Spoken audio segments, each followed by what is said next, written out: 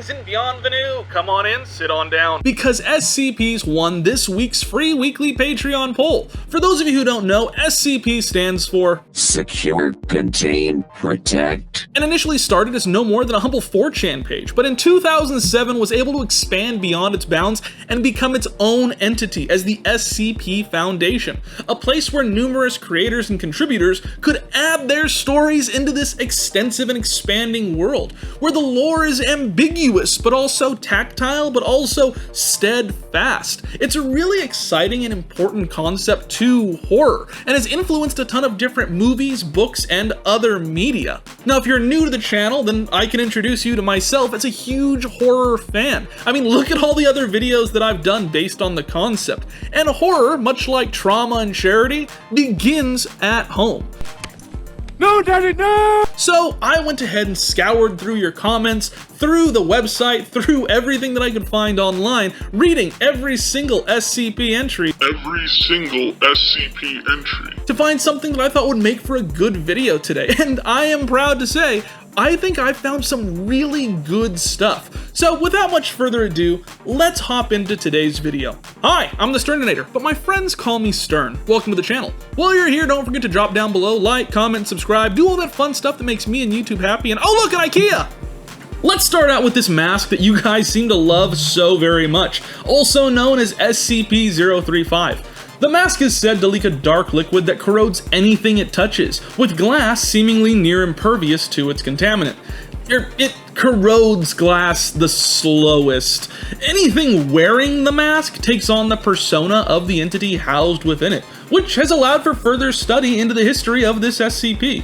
Although the subjects do tend to die pretty quickly, the mask has been reported to mummify the body of the wearer much faster than any other material that comes into contact with the liquid. And even then, mummify is kind of a strong word because it's only the first step in turning any human or living creature into further black liquid. It's kind of a running theme here. For those reasons, as well as a list of addendums much longer than the actual description of the item itself, SCP-035 has been given the Keter class. Now, for the design, I didn't want to stray too far from the original idea.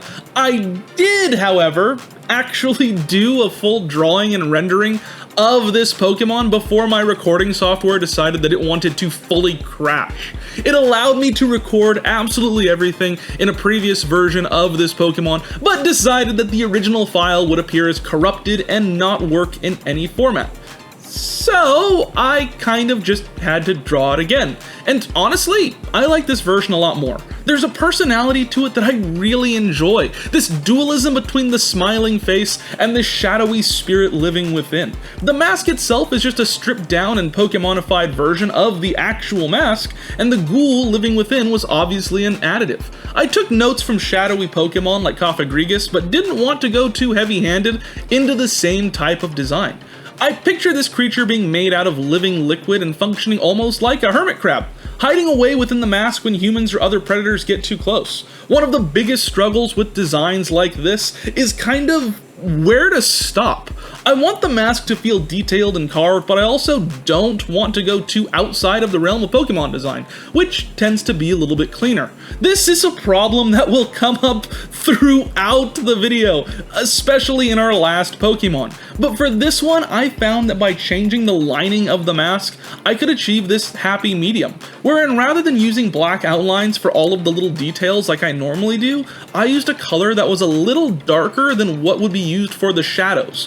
While the mask is ornate with lines and cracks, this more muted tone lets those aspects kind of fade into the background and not stand out so much, giving other areas that I'm more focused on a chance to become the focal point of the design.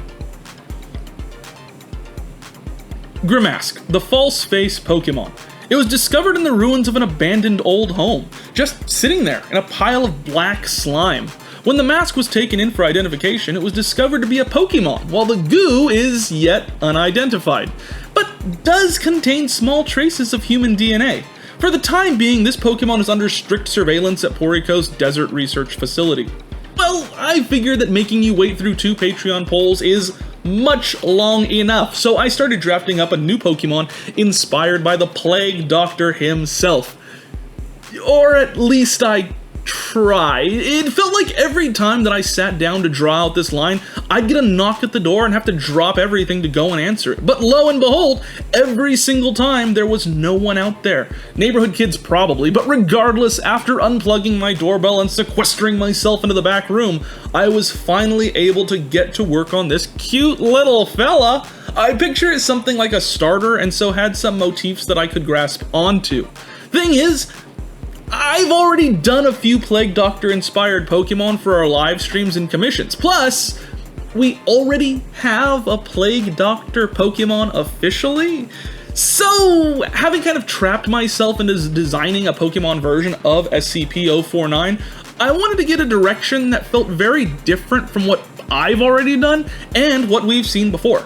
I decided that this little fringe across the face that doubles as an ill-fitting hood could be a great jumping off point. It gives us so much emotion to the character and really allows that white face underneath to pop. If I could have a dark type starter, this would definitely be it. But wait, Stern, no poison typing for the Plague Doctor? Oh, just you wait a bit longer. Yeah, since this is technically the second video of the SCP series, I figure why not go whole hog into it and give us a 3-stage line, but I'm getting ahead of myself. Playgrit, the Plague Pokemon. These adorable little tykes seem to be majorly nomadic, moving from region to region. Although, without the ability of flight, it's thought that they tend to stow away on cargo ships. Take caution, as they seem to enjoy the company of the sick, and will nestle close to those about to pass on. If one wanders up to you, then seek medical attention immediately. Okay, the constant recording crashes and the knocks at my door were one thing, but now my phone keeps going off from an unknown caller. I mean, a man can only take so much heavy breathing over a distorted connection before he starts to panic just a little bit. But we have more Pokemon to get to, and you're not concerned with my personal problems, so let's evolve this Pokemon. I wanted something that felt like Lucario in presence and stance, while still having that mischievous attitude. I was able to expand on the head fringe into something more resembling a hat or punk edgy hairstyle. The cloak itself has now grown to feel like it's a little too big, but worn well on the Pokemon regardless. One thing that I kept telling myself while working on this concept was that the voices aren't real. But the other thing that I kept telling myself was not to think about this Pokemon as a bird. While Plague Doctors do wear masks resembling birds, it's not something 100% intentional. It was form over function and allowed the Doctor to come into contact with the disease-ridden without having to actually breathe in that smell and disease. Mind you, this was centuries before we realized washing our hands could stop the spread of disease and germs, and we ended up putting the guy who thought up that idea, maybe we could save more lives if we wash our hands, into an insane asylum? But it was a nifty thought nonetheless. And I have to say that trapping myself in that mindset of, it's not a bird, really allowed me to play with the form of the Pokemon a bit more, and not crowd myself into the shapes that I most commonly associate with bird-like Pokemon. It was a fun exercise, and one that I feel really makes this Pokemon feel worth it and exciting beyond what we would normally comprehend as the idea of this type of Pokemon. Plagrifter, the Plague Pokemon. These Pokemon love to inspect and tinker, and clearly despise the idea of the unknown. They will become frustrated when there's the problem that they can't solve, sometimes to the point of violence. However, they are also known to be pleasant companions to those who share their quest for knowledge. Alright, time for Blaziken meets Delphox meets JoJo's Bizarre Adventure in this final form. As previously stated, I wanted to keep the trappings of bird Pokemon out of my mind, and so looked at Blaziken as an example on how to break that form.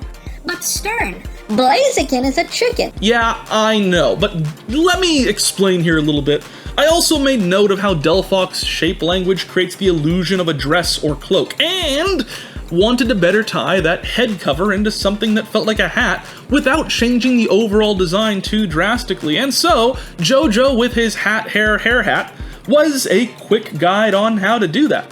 Dream guest on my podcast? Not that JoJo, different one. And I do have to admit that I struggled with this design A little bit, partially with merging the design and inspiration into one cohesive look, but also with the whisperings that I was suddenly hearing and the feeling of being watched that started to permeate my every waking and sleeping moments. Or maybe I just left a window open. It's anyone's guess, really, and these designs have taught me an absolute ton. I've started using this new brush for shading that I really like.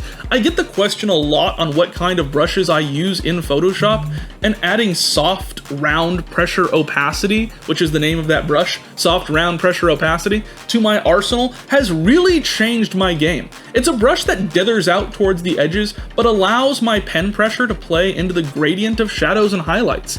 And for a Pokemon that's mainly dressed in black, having a little more control over my shadows makes the whole thing a heck of a lot easier. That, plus I really dig this Pokemon. Can I say that? Am I allowed to say I just really like this Pokemon? I could go on and on about how the design interpreted through this or that allows for different instances of the inspiration to yada yada yada yada, but I just really like this Pokemon. Aromatisse is also a cool Pokemon, but as our Plague Doctor one, I feel like there's something missing for me there. I feel like it handles the idea of plague doctors using incense and perfumes to keep the smell of death off of them and out of their noses. It really gets that idea across. But beyond that, we miss a lot of inspiration. But I'm not expecting every Pokemon to be perfect. After all, if every hamburger were perfect, we wouldn't have hot dogs. Plagrangeur, the plague Pokemon. Only one instance of this Pokemon has ever been discovered in the wild. A small island village was worshipping it as a deity for someone curing those who fell ill. Upon investigating, it was discovered that those it cured were not in fact well, but had been zombified by this Pokemon.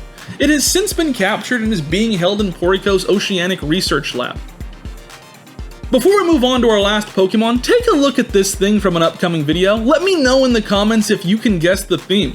Here's a few hints to help you out. The latest game in this franchise was released earlier this year, with the game prior to that released alongside Animal Crossing. The main character of this title bears no official name, but does harbor quite a few titles. Let me know down in the comments what your guess is. Time for our final Pokemon, which is odd because it's the first SCP. Kind of. You see, to keep SCP-001's true identity a secret, several entities have been given the classification, but the one most highly requested has been the Scarlet King. It's not really an SCP in a lot of different senses, but also is more SCP than most SCPs. So it's definitely one that I wanted to grab, especially since the comments kept asking for it. So here we have it, just jumping in. It was a ton of fun, and there is a ton of fan art and speculative design for this character that was able to give me a little bit more inspiration and direction on where we wanted to go. But funny thing, none of those pictures were of him as a Pokemon. So we're kind of breaking some new ground here. I started by thinking about the story of the Scarlet King as this extra-dimensional entity trying to break into our own world. The SCP Wiki puts the design best as: common descriptions within these traditions are of a red creature of immense size, ordinarily wearing a golden crown or other headdress signifying royalty. Although the names ascribed to SCP-001 vary, the majority contain two elements: a word signifying some form of royalty, combined with a word signifying the color red. So we have an extra-dimensional godlike entity adorned in red and wearing a golden crown. Sounds an awful lot to me like an Ultra Beast variation of Arceus. I mean, think about it like this. Arceus is known to have created everything in the Pokemon universe, but that is just one universe. What about places like Ultra Space? Do they follow the same theological understanding of creation? What if they did, but instead of Arceus, it was a counterpart analogous but juxtaposed? So I went into the design of the Scarlet King with this in mind. Rather than the sleek and modest design of Arceus, I went with something much larger, much more brutal, and capturing the various forms of man and beast in its shape. Many versions of SCP-001 feature him with this big, broad, glowing smile, and so I figured I could capture that in the shape of this Pokemon's crown instead of the actual mouth. Moving around shapes and creating new forms given the inspiration that we already have is one of the most fun and interesting parts of these types of practices. Something has a big broad smile, what if we make it into a big broad eyebrow? Or change it so that its arms turn into something that resembles that? All these different ideas that you can form to get the same idea across, but being able to reformat them in ways that allow for something new to be interjected into the concept. It's pretty evident that I actually did a number of variations on these ideas, and as I said before, there's this dance of simplicity versus magnitude in Pokemon design, and this design by far captures that issue. Another reference often made in fan art is the idea of these multiple eyes woven across the chest, and this almost snake-like body. However, since I wanted to capture the idea of multiple creatures, I turned that snake body into more of this long and withering tail. You see, making franchises and fan bases into Pokemon is never a one-to-one conversion. For me at least, I like to interpret the idea of the inspiration as much as the actual physical form. And of course, I always want to add a little of my own flavor. So while this may not look like the commonly agreed upon interpretation of SCP-001 as it currently stands, it fits every version of a Pokemonified version of that design. Which, as far as I know, there's one. This one. He was number one! And as often as I do in these videos, I'll ask you all for help with the abilities of this Pokemon, as well as the rest of the Pokemon in this video. Let me know down in the comments. A great example would be this one by MataTac911 from our Creepypasta Pokemon video. Narawara was a beta design not used in the game, which was the origin of the move Curse, and this ability really captures that idea and then builds on it. Great job! I always love when you guys can take some ownership of these designs and build onto them with the abilities, since that is an exceptionally weak spot for me mentally. UB099, Scarkius, the Omega Pokemon. This Pokemon has been theorized by several speculative scientists within Portico's Quantum Pokemon branch. While no physical proof of the Pokemon's existence can be found, it was discovered through several mathematical equations regarding the lineage of hypothetical evolution of ancient legendaries. It was deduced that this is a dark twin to Arceus, that originally existed on the opposite end of our dimensional line. However, it is believed that it may have the power to move through these dimensions and grow even closer to our own. So who is your favorite and which of these Pokemon are you avoiding at all costs? Let me know down in the comments below. While you're there, consider supporting the channel. You can do so in the description where you can find our Patreon. If you're able to donate as little as $1 a month, you may get your name shout out at the ends of videos, like some of these lovely supporters. Some of our higher tier supporters, as they currently stand over on the Patreon, are Officer Topaz Mario Pineda Dan Hassel Chumpy Kakin Combo 4231 Ellen Bruno Sky Yuja Sakapi Drake Null Jeremy Sunday Justin Green Ear Siren Shadows Keelan Cat Stikes TV Dan Bush. And consider becoming a YouTube member to get access to videos early and your name in monthly raffles. Some of our YouTube members are Sean Williams, Johnny Spark, Moxie the Silver Crescent, Show Racer 8683, Echo Eric Sheergy Hustle, JR Limewood, RJ Zedid Raven More Some Mr. Skeelan Cat Cribble Muxwizzle.